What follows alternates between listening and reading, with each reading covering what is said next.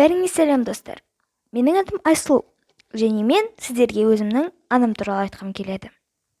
Жас анамен жүрген өте керемет, және айналамыздағының барлығы бізді апалы-сіңілі деп ойлайды. Және осындай комплименттер маған ұнайтын, бірақ кімге 40 жасында 20 жастағыдай болып көрінгісі келмейді. Мен сіздерге анамның неге жас көрінетіні туралы айтайын ба? Онда дұрыстап тыңдаңыздар. Кеттік. 7 жыл бұрын біз Южный Кореяға Европадан ұшып бардық. Бізде анам мен әкем айырылысқан еді. Маған ол кезде 12-13 жас болды. Мен сол Тирандағы әкемді айтып берейін, ол жұмыстан келгенде үнемі көңіл толмай бізге анам екеумізді ұратын. Және де маған кез келген мелочқа ұрса беретін. Әкем бізге ыдыстарды лақтырып ұратын. Және де анам әкем сияқты ұрған жоқ. Және де біз әкем сатып алған үйде тұрдық. Және де мен өз әкемді өз әкем сияқты көрмедім. Және де анам да солай болды. Соңында біздің әкеміз жындана беретін болды. Және де өте ашулы болды. Және де білесіздер ме, менің анам өте қатты қартая берді. Ол өзінің жасында өте қатты қартайды. Менің анамның шашы ағарған, көздерінде әжім, қолдарында әжім. Және ол өте қатты арық болды және басы да көп ауырды. Егер біз бұлай өмір сүрсек, менің анам тез қартаяды. Және де біз қиналып кеткеннен кейін мен анама басқа жаққа барып тұрайықшы дедім. Бірақ әкем, сендер менің ақшама өмір сүріп жатсыңдар, менің үйімде тұрып жатсыңдар, менің ақшама тамақ жеп жатсыңдар деді. Анам осы ойларды ойлап жылайды. Және де мен бұндай қарым-қатынасқа шыдай алмадым. Және де кетем деп шештім. Және де әкем командировкада болғанда мен анама кетейік дедім. Және де анам өз есінде болған жоқ. Содан кейін мен қолынан алып үйден шығып кеттім. Және де біз пойызға отырдық. Ал мен билеттерді бұрында интернеттен заказать етіп қойдым. Біз пойызда 2 күн болдық. Және де біз елден кетіп қалдық. Және де мен Южный Кореяны тыңдадым. Бірақ бұл маған бұрыннан ұнайтын. Маған ол жерде барлығы ұнады. Корея сериалдары, Q-pop дегенді барлығы білетін шығар. Және де мен ол жерде бізге өте күшті болады деп сенімді болдым. Анам самолетте оянып кетті. Және де ода паника басталды. Ол біз қайда тұрамыз, қайда жұмыс істейміз, ал менің оқуым ше деді. Және де мен 1 жыл бойы жинаған ақшам болды. Және де мен әкемнің сейфіндегі ақшаларды да алдым. Әкем менің оның кодын білетін туралы білмейді. Бұл ақшалар бірінші кезге жетер дедік. Біз анам екеуміз көп жол жүргеннен кейін шаршадық. Және менің ойымда тамақ жеу және ұйықтау болды. Біз корей тілін білмейтіндіктен таксистерге қалай айта алдық, соның барлығын түсіндірдік. Біз қонақ үйге келдік. Және де тамақ заказать етіп қойдық. Біз біраз жылдан кейін енді демалып тұрғанымыз осы. Және де бізге ешкім ұрыспады. Және содан кейін біз өте қатты рахаттандық. Біз сол күні фастфудтармен тамақ жеп жаттық. Және де ертесіне анам жұмыс қарауға және квартира қарауға кетті. Және де анам корей тілінің курсына жазылды. Содан соң жұмысқа тұра бастады.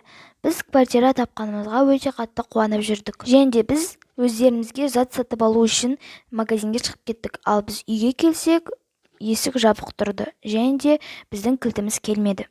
Және де біз есікті ұрдық, тіпті айғайладық. Бірақ анам өте қатты қорқытты.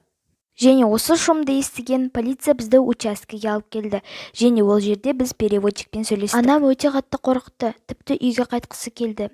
Ал мен болсам үйге қайтқым келмеді және оларға ағылшынша сөйлеуін сұрадым. Мистер Либао және оны солай атады. Ол біздің историямызды өте күшті тыңдады. Және 10 минуттан кейін оның уақыты бітеді. Және ол бізді кофе ішіп сөйлесуге шақырды. Тек ол өзінің кәдімгі формасымен келді. Және де біз онымен сөйлесіп шешім қабылдадық. Ол бізге көмектесеміз деді. Және де ол бізді алдап кеткен мошенникті табам деді. Және біздің үйде тұрыңдар деді. Біздің анам екеуміздің ойымызға неше түрлі нәрселер келді. Бірақ ол жоқ, мен жай ғана көмектескім келеді деді. Мен сендерге көмектесем деді. Уайымдамаңдар деді. Ал бізде басқа амал болған жоқ, сондықтан оның үйінде тұруға мәжбүр болдық. Оның үйі өте жақын екен. Және де онымен жаяу баруға да болады екен. Және бұл жағы бізге ұнады. Оның квартирасы өте әдемі болды. және қолжетімді. Бізге арнайы бөлме бөліп берді және барлығы қайда орналасатынын да көрсетті және ұялмаңдар деді. Неге бізге сондай мейірімдісіз дедім. Ол жай ғана көмектесім келді деді. Және де мен әдемі қыздың суретін көрдім және ол сіздің әйеліңіз бе дедім. Бірақ ол жоқ, менің ол тәтем деді. Ода да сіздер сияқты оқиға болған. Ол менен көмек сұрады, ал мен оған сенбедім. Ал енді ол қазір жоқ. Ал мен оның күйеуін түрмеге жапқам деп ол өз көз жастарымен жылап айтты. Және де бізге неге көмектескісі келгені туралы түсіндік. Және мүмкін ол бізге көмектесу арқылы өзін кешірер деп ойладық. Біз оның үйінде уақытша тұрдық. Анам екеуміз корей тілін үйрене бастадық. Және де ол адам бізге қаланы көрсетті. Анам корейский ингредиенттерден тамақ істей бастады және бізде жаман шыққан жоқ. Және де бір ай өтті, содан кейін 2 ай. Біздің анам екеуміздің корей тілін сөйлеуіміз өте жақсы болды. Және де анам 5 жылға жас көрінді. Анам көп күлді, біз жақсы ұйықтадық, жақсы тамақтандық. Және де ең бастысы біз өзімізді қауіпсіз деп сезіндік. Анам йогамен айналыса бастады. Оның қолындағы әжімдер де кете бастады. Анам шашын қысқартты және шашының түсін де өзгертті. Және де кішкене салмақ жинап алды. Және де анам қайтадан 20 жасқа көріне бастады. Және де ол өзінің өмірін жақсы өткізіп жатыр. Бізді барлығы көргенде апалы сіңілі деп ойлап қалады. Және де анам өзінің ішінен өте жас көрінді. Біз бұрынғы өмірімізді қорқынышты түс сияқты ұмытып кеттік. Және де біз өзіміз басқа квартирада тұра бастадық. Бауы досымызға көп рахмет. Және де анам фитнес-центрда бастық болды. Және де ол спорт жасаған сайын үнемі жас көріне бастады.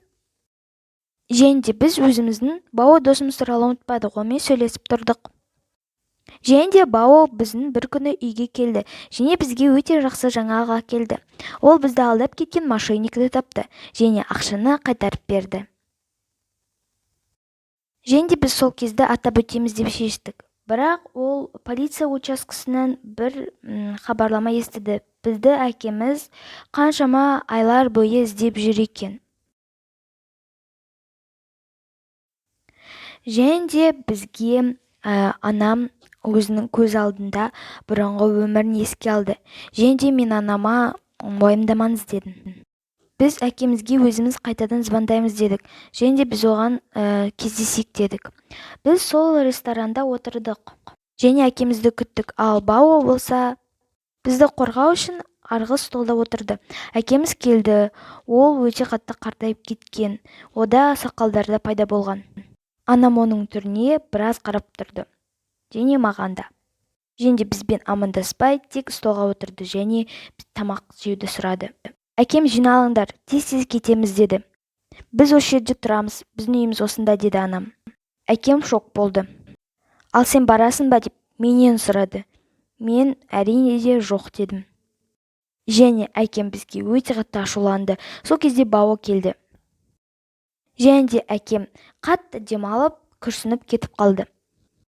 Жақсы жаққа өмір сүру деген осы. Достар, егер сіздерге осы видео ұнаса, лайк басып тіркеліп кетіңіздер. Видео ұнаса, міндетті түрде комментарийда қалдырыңыздар. Сіздермен бірге болғанмен менің әңгімем. Сау болыңыздар.